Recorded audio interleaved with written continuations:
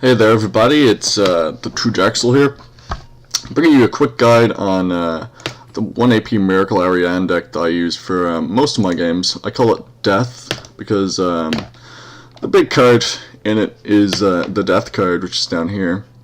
It's not necessarily the main use of the deck, but it's just so that I can differentiate it between my other 1 AP Ariane deck that's very similar, that doesn't run Death in it at all.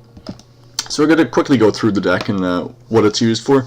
So we're going to have a load of gold gain. If we have a look at this, we have 18 gold gain. We have 5 from this, 3 from that. Because it's so heavy on the support cards, since there's 28 of them, you need a lot of gold gain, and you need a lot of health regen, like from your Gnome Healer here or Dark Crab, because of Mimic, and because you'll be obviously taking damage probably from the more aggressive decks like Agrozan or Vanesca or someone like that. You'll be taking a load of them. For against armor decks, you take Fire Surge. Fishing Trawler is obviously for the 50 Ships Mufassah. Wind Strike is just to get through armor and just directly damage the health, and just for a little bit of extra poke damage. Wind Surge is the same, since we run off of Penguin Sheep. Penguin Sheep is a huge thing that we look for when you're mulliganing. In your first hand, you're looking for Penguin Sheep a lot of the time. So we use our Wind Surge once we have our Penguin Sheep. Now it's ideal to only have one Penguin Sheep in your hand at a time, that way they can't use Scarface Peach, just get rid of it, so you can almost guarantee yourself to be down at 1 AP at all times. Unless they use Kazaj Tournament, in which case you'll want to use your second sheep to get your AP back down, so that you can continue to use your Wind Surge. It's also a good source of gold, which isn't counted into the gold gain up here in the total rewards. The 5 gold gain there. It's because it's not guaranteed once you use it, and the same for this. I'm not sure if actually that's included or not, because it's actually it isn't included because it's part of the effect, not actually part of the card, like this one here. So it only includes Ali and Gnome Healer and Mimic. So we use Wizard Mindbomb because we need a lot of card draw to get our main kind of burst cards like Earth Wave or Earth Blast, which is basically what the deck is run off of. So ideally what you want to do as your burst cards would be to use Death into Earth Blast or double Earth Blast to get the win, because that will deal 40 damage, 30 damage, depending on how much health or how much, well, basically on how you play it. So we use Burntmeat as another kind of a resource to draw more cards.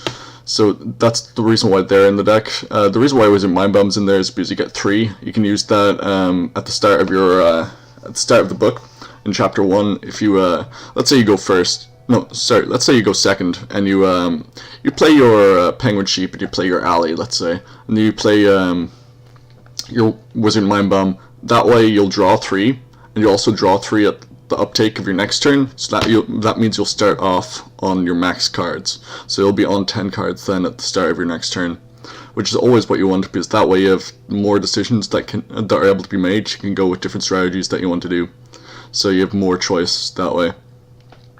So basically, that's basically the entire deck in a nutshell. I use Clairvoyance because lots of decks are really aggro nowadays, like well, at least in the November patch and the October patch, decks are really aggro, so you can use them against Viscala or whoever else has a load of AP. But you don't necessarily need to use it against people who have a load of AP. You can also use it just for a quick gold gain, or it's also, you can use it for your Earth Wave and Earth Blast, since they run off support cards, or Earth Wave mainly runs off of any cards that are in your hand, but you want to get rid of Penguin Sheep when it's in your hand if you want to use your Earth Blast, so that you can draw to the maximum and have the maximum support instead of having a creature card in there as well, which I can get more in depth into another video. If you guys want more in-depth kind of talk about the ins and outs of this deck, I can definitely do another video on that. But I thought I'd show you guys the deck, since some of you have been asking about it. And some of you have taken screenshots of it when I've shown it to you guys before, but I thought I'd make a quick video and kind of explain why cards are in there and why cards aren't. There is one thing that I want to explain, since I have been asked that on the stream. The reason why I have Fire Surge in there is because it is much more handy to use the Fire Surge than it is, I forgot the name of the other card that I've used before. Actually, it should be in here somewhere. I think it's, is it Wind? No, it would be Storm, I think. Yeah, Divine Storm. Why use Fire Surge instead of Divine Storm? The reason why I use Fire Surge instead of Divine Storm is because this will do a maximum of 12 damage to the armor. It'll do 6 armor damage, and it'll do 6 damage, which means that if they have 12 armor, it'll get rid of all their armor. If they have more than that, it'll just won't do anything to their health at all. However, it's so much easier to win with this deck if you use Fire Surge and Earthwave together if they are building the armor, because that way this directly attacks their health as well as Earthwave, so you don't have to kind of account for the armor aspect. And if they have more than 6 armor anyway, so much better than if they have their if they've 12 or more armor, which usually if you're building an armor deck and you're going to be using Fire Surge anyway, they would be building, they'd have more than the 12 armor. You'd use this instead of the Divine Storm because it would be just as cost effective, because this is 3 and this is 4, so that's basically why I run it. I think it's far more effective. I mean, there are situations in which Divine Storm is so much better, but when you're going up against someone who has, let's say it's an Armor Raptor and they're building 20, 30, 40 armor, if you let them build it up, like get to the 5th chapter and they build it up and up and up and up, you're just going to get rid of 12 of it.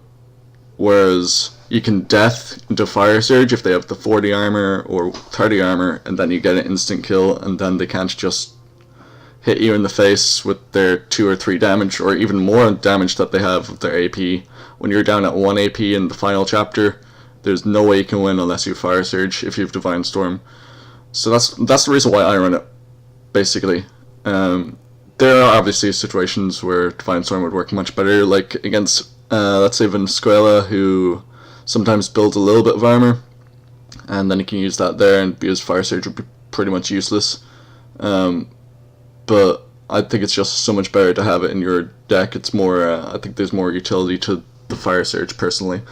But obviously you can run Divine Storm if it runs better for you. You can run that instead of Fire Surge. But that's basically my deck and what I like to run.